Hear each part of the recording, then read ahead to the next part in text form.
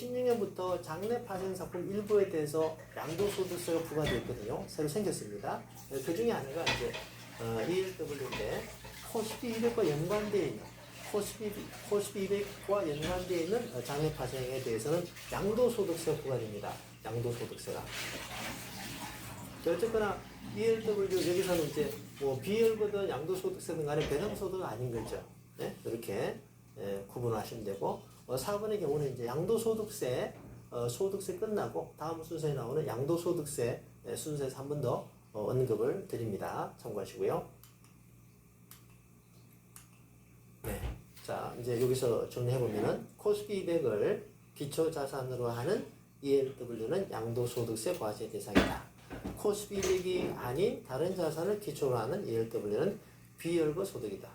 예를 들어서 삼성전자 ELW 콜 이렇게 나올 수 있거든요. 그러면 이제 삼성 ELW 콜을 하게 되면 삼성전자 주식을 받게 되는 거죠. 이거는 코스피 200이 기초가 아니기 때문에 얘는 어떻다? 당연히 비열거 소득으로서 과세가 안 된다라는 겁니다. 자, 기본적 문제네요. 소득세법상 배당소득에 해당하지 않는 것은 자, 인정배당, 의제배당 맞죠? 집합투자 기구로부터 이익 맞고 ELW로부터 발생한 수익의 분배금은 이거 두 가지죠. 비열거 소득이거나 양도소득이거나 그죠? 둘 중에 하나입니다. 주식연계 증권으로부터 발생한 수익의 분배금 자, 일반 파생결합증권으로부터 발생한 것은 배당으로 과세한다고 얘기했죠. 자, 3번이 답이에요. 이게 기본성 문제인데 뭐 출제 의도가 이렇게 해서 낸 것 같지는 않고요. 어쨌든 뭐 배당은 아닌 거죠. 그러니까 이제 ELW 기초 코스피 200을 기초로 한 ELW는 양도소득세를 부과하고 나머지는 비열거 소득인데 이렇게 정확히 이해를 하시면 되겠습니다. 자, 또 다음도 기본성 문제입니다. 소득세법상 금융소득이란 이자와 배당을 말합니다. 연금소득 아닙니다.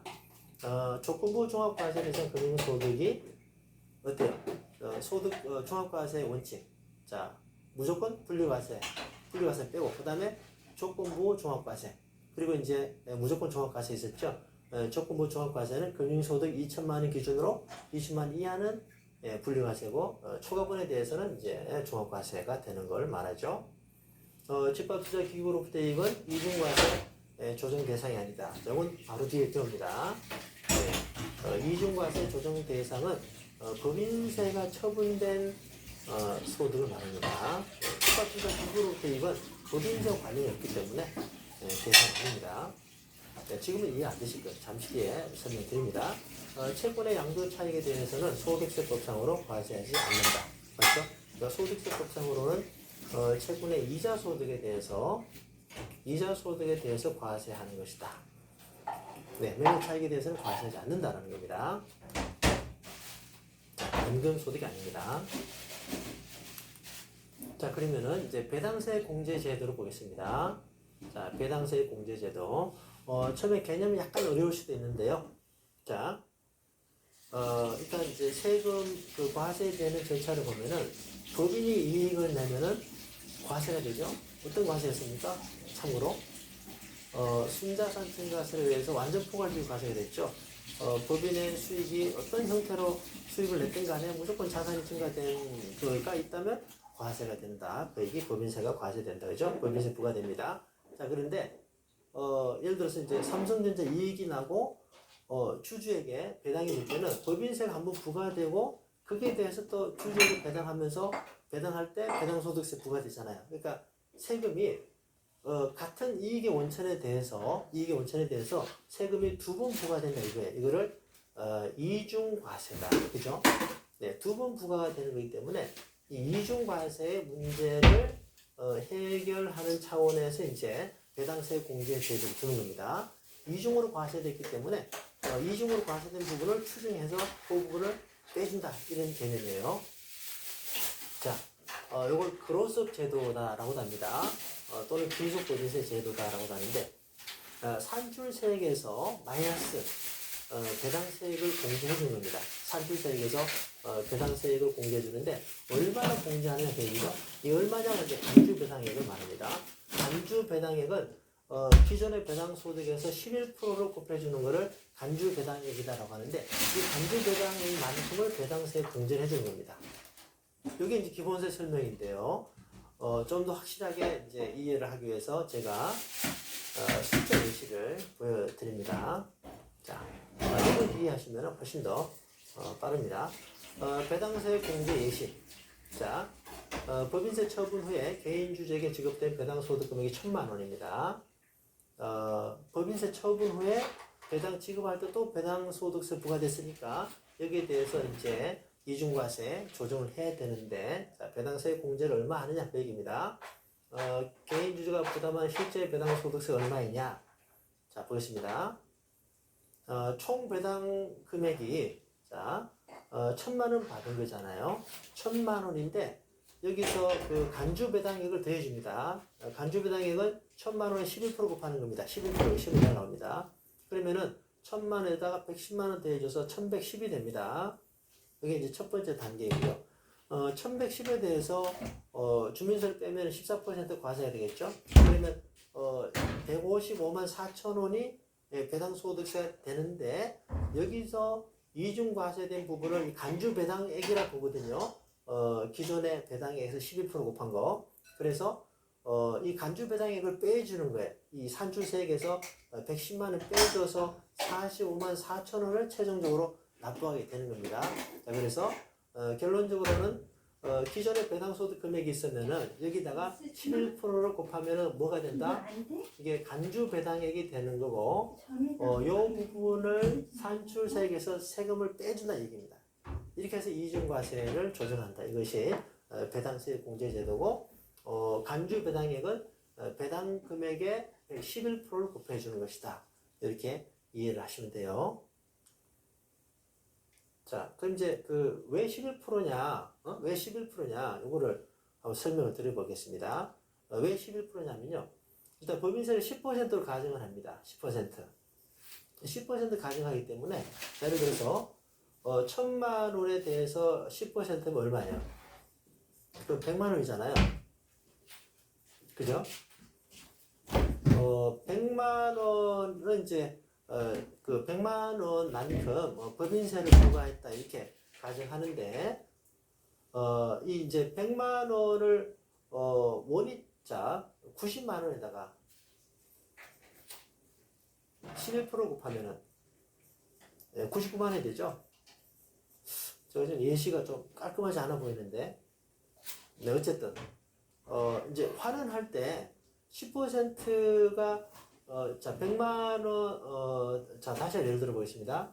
100만 원에 10%, 10만 원 줄이면 90이잖아요. 그죠? 90만 원. 그죠?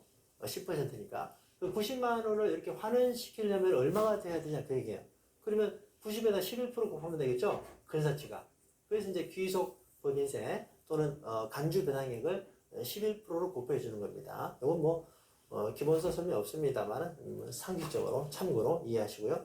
11%에 대해서는 이제 시험에 나올 수 있고, 뭐, 이렇게 시험 나오면은, 감사합니다. 이렇게 하시면 되겠죠. 자, 그리고 이제 배당세 공제 대상의 소득이 있습니다. 전제가 뭐라고 그랬죠? 법인세가 처분된 소득이라 이렇게 말하는 거죠. 내국 법인으로 받는 법인세가 처분된, 법인세가 과세된, 외국 법인의 경우는요, 이제 내국 법인 적힌 거는 외국 법인은 아니다 이런 뜻인데, 외국 법인의 경우는 그 산출세액에서 공제할 때 배당세 공제처럼 외국 납부세 공제라는 게 따로 있습니다. 그래서 거기서 이제 세액 공제하는 것이 비싸기 때문에 내국 법인만 해당이 되고요. 그리고 법인세가 과세돼야 되고, 금융소득이 2천만 원 초과하는 부분에 대해서만 배당세 공제가 적용이 됩니다. 이거 왜 그럴까요?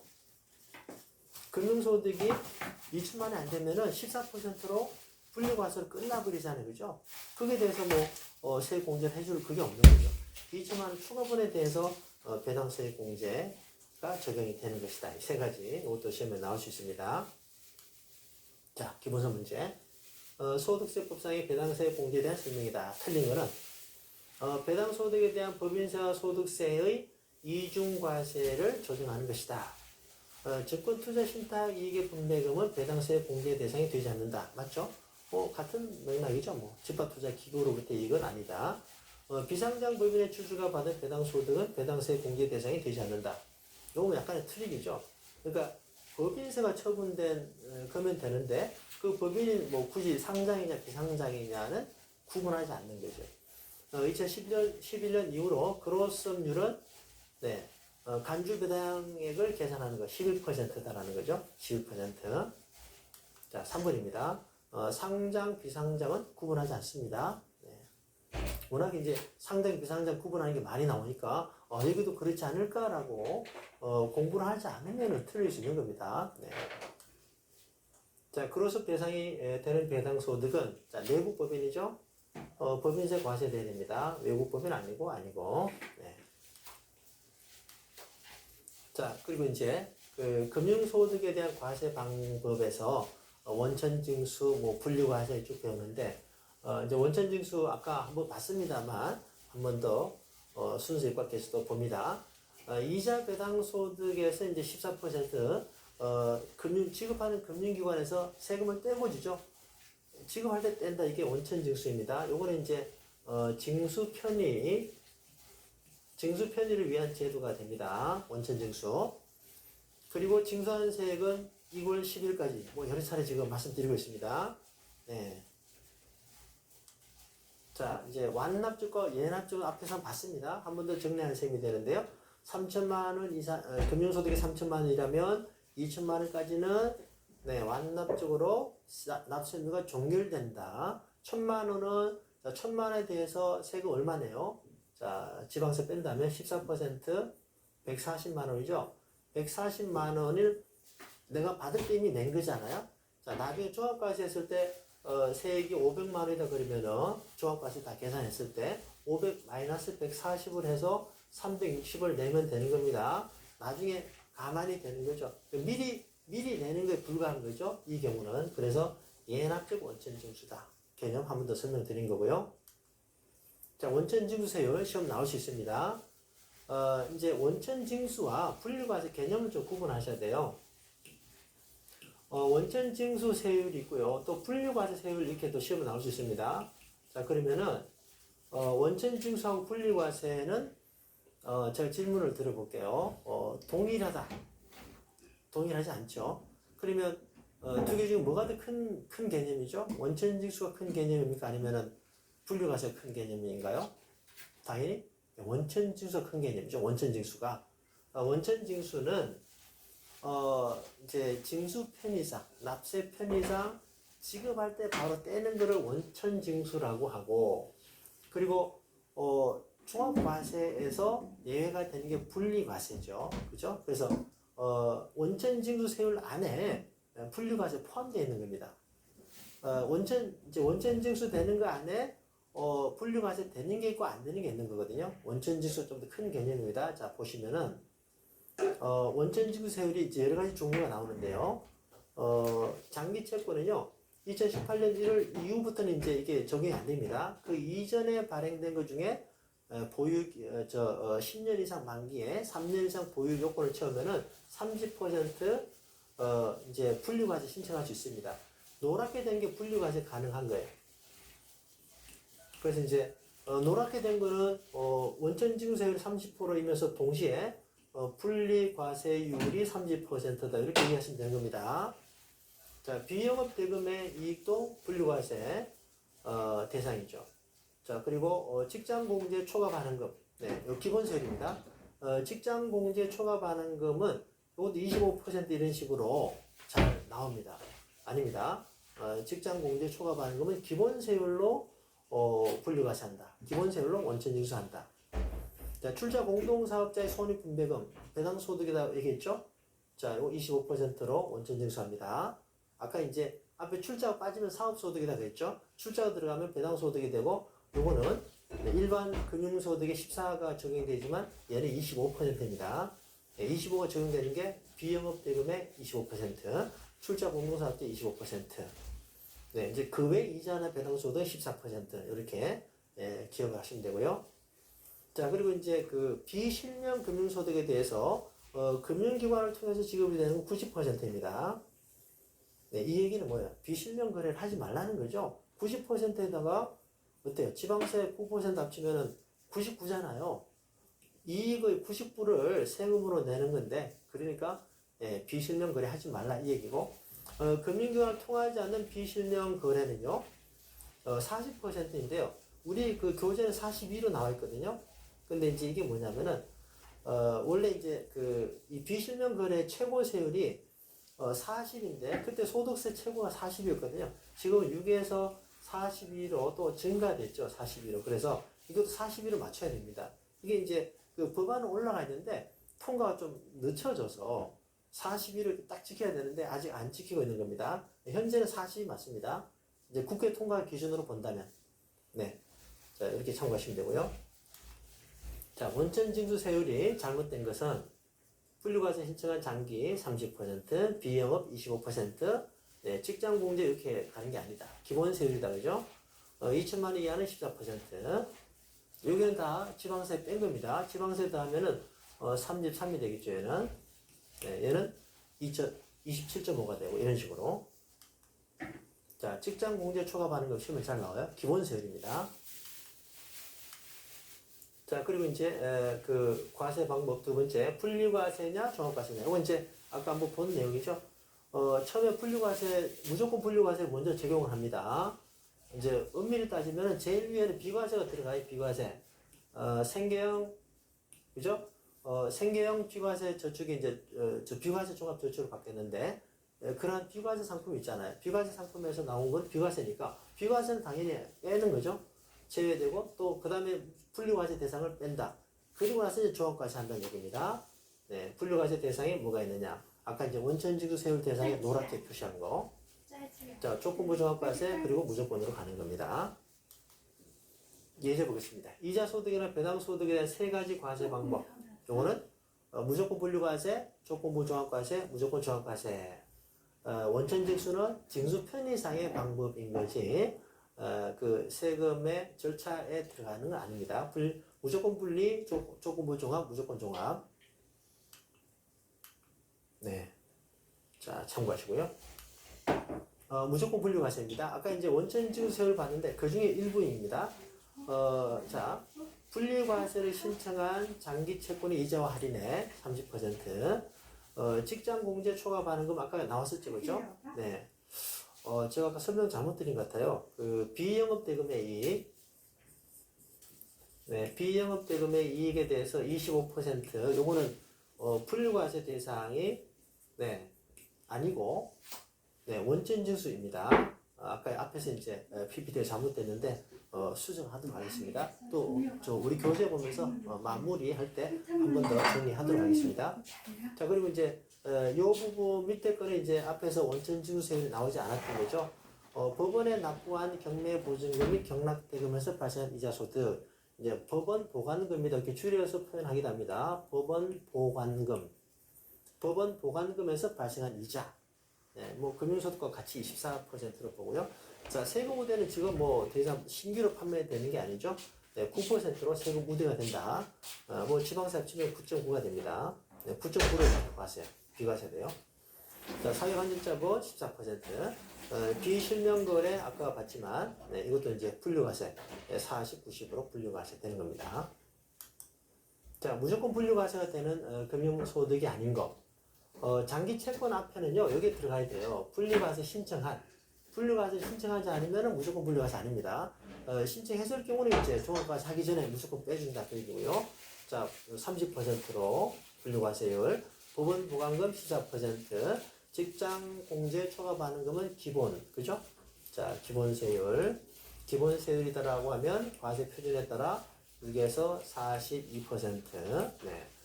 자, 그리고 이제 금융소득이 이자 배당인데 이거는 무조건 아닌 거죠. 얘는 2천만 원까지는 네, 분류과세니까 조건부 종합이 됩니다.